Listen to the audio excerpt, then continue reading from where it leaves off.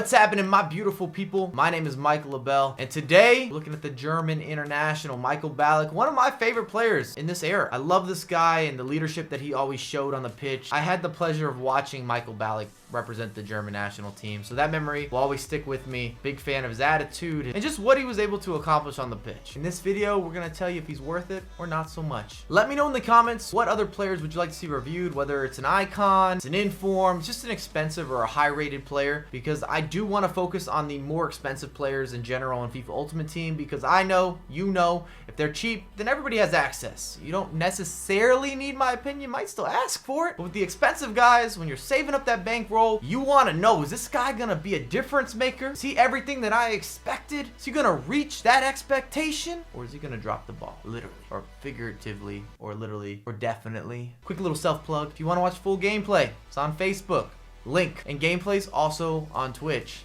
link. Those are in the description. Let's talk about the pros and let's talk about the cons.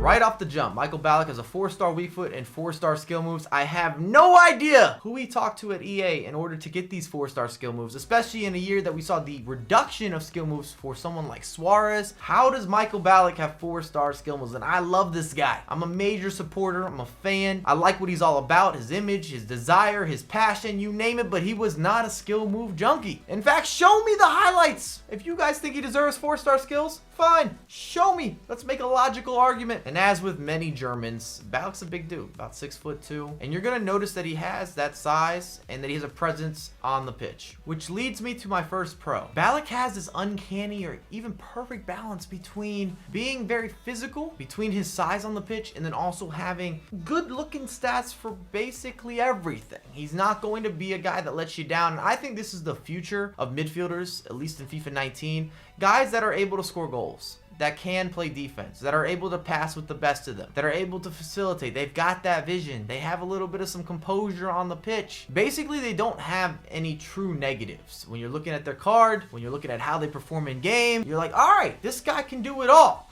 And I say that because we're seeing more involvement with midfielders making overlapping runs and a lot of outside of the box shooting, whether that is a time finish with your power shot or it's some of the overpowered finesse shots. You want your center mids or your holding mids to be able to score goals. It's a noticeable advantage in FIFA 19.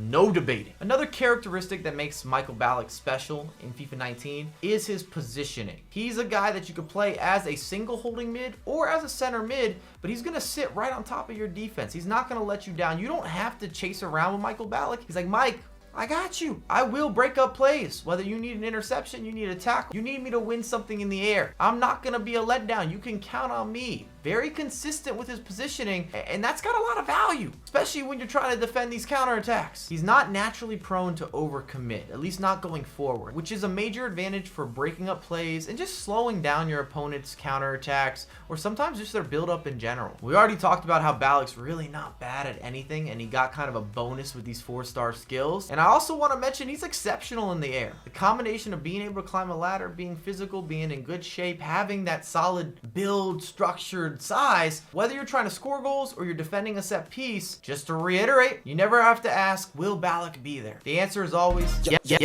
yes, indeed. I got you, coach. When I'm looking at cons, I gotta think to myself, is he a bit overpriced? I know with a lot of the new icons, there's this hype train, almost a hype beast movement in FIFA Ultimate Team, where I don't know if all these guys necessarily live up to some of these expectations. And I think they're overpriced based on them being a new icon. We're still early on in FIFA 19, and people have this big bankroll that they might have built up via packs or smart trades, and they want to try out guys that weren't there in the previous installments. And I don't know if you're getting your best value for the price that you have to pay to get someone like a Michael Ballack. Don't make emotional decisions.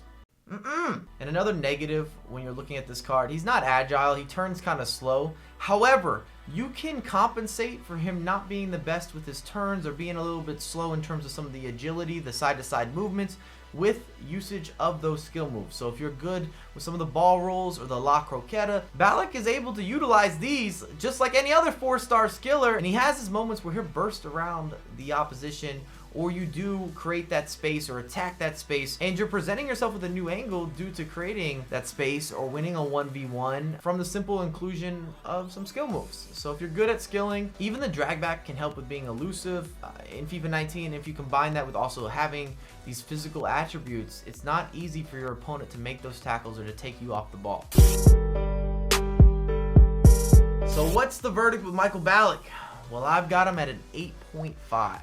Solid rating. And if you've got the bankroll to include him into the squad, I think you'll be happy with what he contributes. However, I also believe there are better options, and you do have to take into consideration this guy is not going to be anywhere near cheap. He's going to cost you an arm, a leg, maybe some of your fingers from your other hand. You might lose some toes. You have to include the value that you're purchasing at these price points, and then other midfielder options that could potentially compete with the likes of a Michael Ballack. And I believe there are multiple midfielders that are on the same level, the same tier, and then it comes down to subjectivity and preference. But I got him at an 8.5. I think that's very respectable. You guys let me know what you think in the comments down below, and I have a lot more content coming for you ASAP.